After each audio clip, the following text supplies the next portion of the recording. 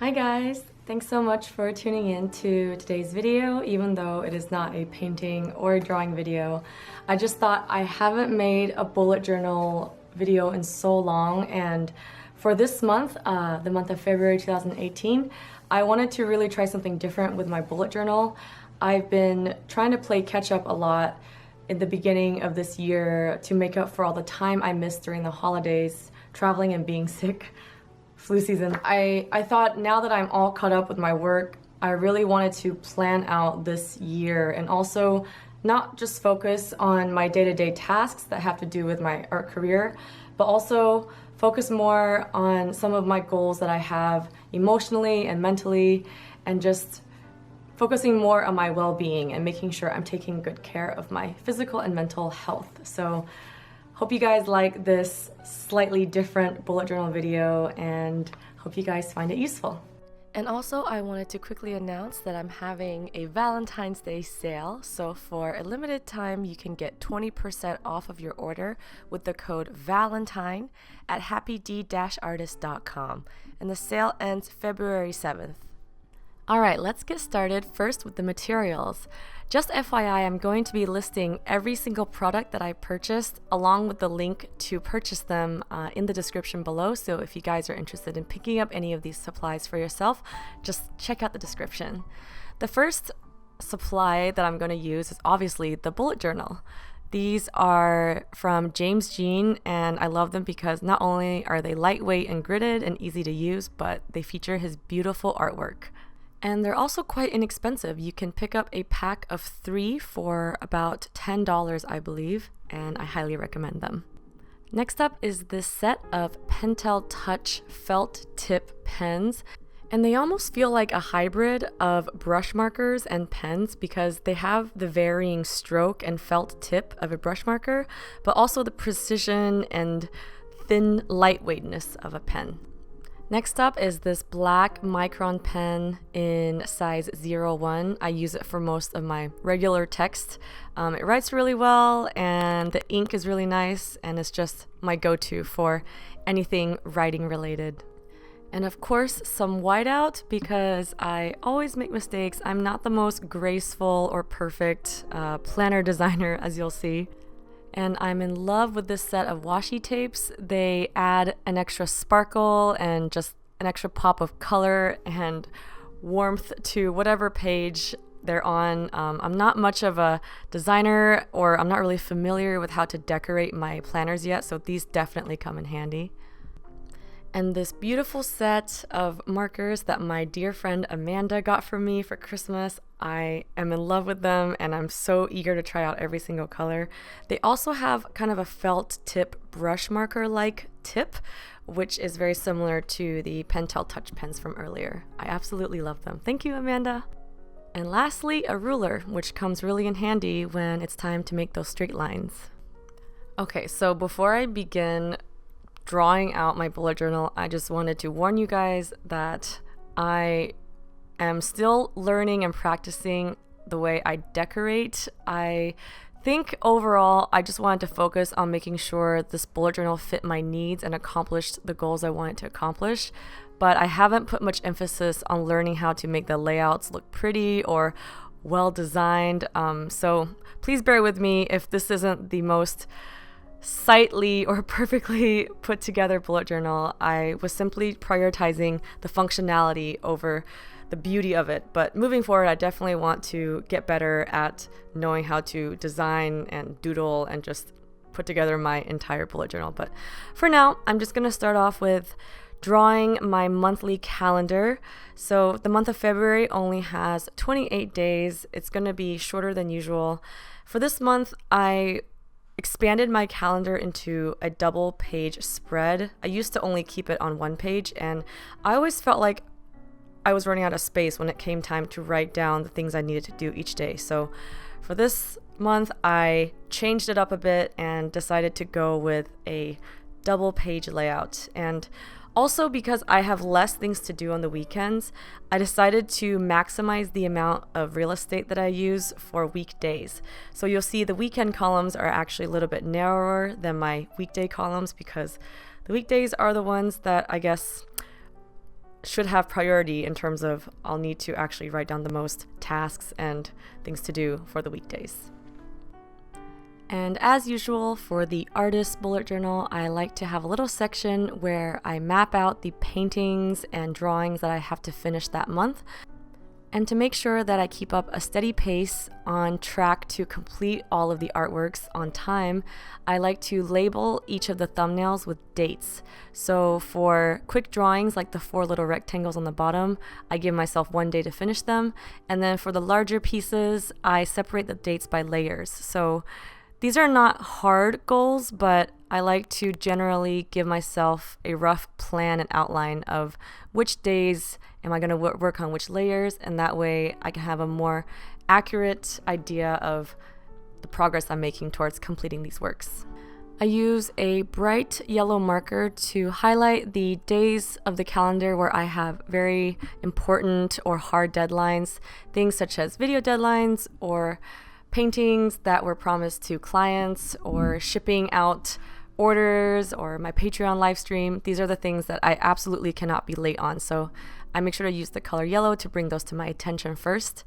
And I also use the same color yellow to color in the painting thumbnails when I've made progress. And I think for me, having an incentive to fill in the entire rectangle for each incomplete painting, it's a very satisfying reward for getting work done. So it's kind of like a nice little personal touch to help keep myself on track and motivated.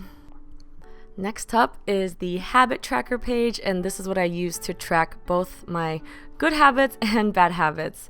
So one change that I made from previous months is I turned my bullet journal horizontally so that I won't have to separate my habit tracker dates into 2 pages. It just felt a little disjointed. So by turning it to the side, I have ample space to write out all the dates from the 1st of the month to the 28th of the month while keeping them all on the same page. And it's a more clean visual representation, I guess. And this time I also visually separated the good habits from the bad habits. So the black text is just my kind of work routine. I don't force myself to do everything related to work every single day, but I do like to keep track of how often I post on social media, how often I make time to paint and draw and things like that. The green text is all the good habits. So those ideally are things that I should be able to do every day, like wake up early, get enough sleep, eat healthy, go to the gym. And the red habits are habits that I want to avoid and hopefully will keep as empty as possible throughout the month. So yeah, my ultimate goal is to see a lot of green and less red on this page. And since I mentioned earlier that this month I wanted to focus not only on my career and day-to-day tasks, but also my physical and mental well-being, I decided to give the mood tracker its own page. So on this page, I'm going to be using a color-coded system to keep track and almost like a visual diary, I guess, of my mood throughout the day. In previous months, I would track my mood with just one single entry. I would say, how did I feel today overall? Or how did I feel when I woke up versus when I went to sleep? And I just found that it wasn't granular enough. I actually, really looking back, was really curious about things like, well, do I feel more energetic like in the early afternoon or at night? Or do I feel happier after I finish work, or do I feel happier right when I wake up? So those are things that I'm often curious about with myself. So this month I decided to keep a more detailed log of my emotions throughout the day. So I separated them into when I wake up, in the morning, early afternoon, late afternoon, nighttime, and before I go to sleep. So I kind of just ask myself throughout the day, how am I feeling right now? And if I notice that I'm feeling too stressed, I want to pay attention to what's causing that stress, if it relates to whatever activity I'm doing during the day, and try to just pinpoint the exact causes and sources of stress or frustration or sadness. I think this is a really healthy and kind of lightweight and fun way to just make sure that I'm taking good care of my moods and emotions. And this page is also something that I have changed from previous months. I usually like to keep a monthly goals list of just general big projects or things that I really want to remember to finish before the end of the month. And I noticed before with a monthly goals list, it was really easy for me to forget to do things or to procrastinate because, for example, if it was only the first week of the month and I looked at my list of monthly goals, I wouldn't feel any urgency to dig into the list right away. I would think, well, I still have the rest of the month left, so why bother? So that's why now I separated that into weekly goals instead. Basically, I still write out all of my goals for the month, but I also give myself a little bit more of a push to finish certain goals in specific weeks. Kind of like with my paintings to finish thumbnails, instead of just giving myself one ultimate end goal, I break it up into tiny pieces so that in each stage of completing the goal, I can check in with myself, make sure that I'm keeping up a good pace, and it just helps me overall finish all of the things I want to finish without a fear of procrastinating and stressing out too much in the end. So I found that I really like this weekly goals format a lot more than the monthly goals lists, but that's just my personal preference. And lastly, here is my daily logs page. So in previous months, I only used this page as a way to track my to-do list for the day or my work items for the day. And as I mentioned previously a few times, I do really want to focus on more than just getting stuff done this month. I really want to learn how to take a breath, take breaks, take care of myself, and just make sure I'm feeling positive and grateful every day instead of just wanting to be productive. So instead of having just one kind of block for a to-do list, I'm separating this page into several sections. Of course, the to-do list is still important. I still want to be productive and make sure that I'm creating content for you guys and meeting all the deadlines, but I also added a few extra sections. So my to-do list is going to be organized by the hour of each day. And like I said before, it just helps me to break down my big projects into tiny little projects and hold myself accountable every step of the way instead of just one ultimate end goal. But my other sections are a little bit more organic. There's really no way that they're organized, or I guess I don't really have a specific format that I'm forcing myself to follow. Rather, I see them as kind of little writing prompts throughout the day. So one of my favorite ones is the section that says, "Today I'm thankful for," and that just makes me force myself to kind of stop, especially on stressful days. I tend to just work all day without stopping, and before you know it, the day's over and I'm just exhausted and fall asleep. So having the "Today I'm thankful for" page or section helps me kind of reflect on the day and think of the things that went well.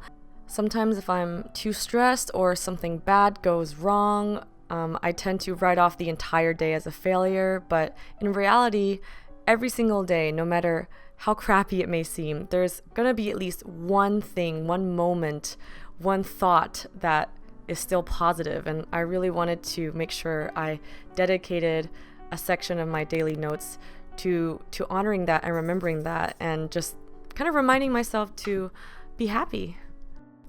I also have a section for my daily budget and spending and a section for brainstorming. So the budget section is to make sure that I'm not spending too much money carelessly. I always say that as an artist, or I think any sort of entrepreneurial career, it's not always a guarantee that you'll make a steady paycheck every month. So it's always a good habit to save money and just be fiscally responsible and keep track of your spending.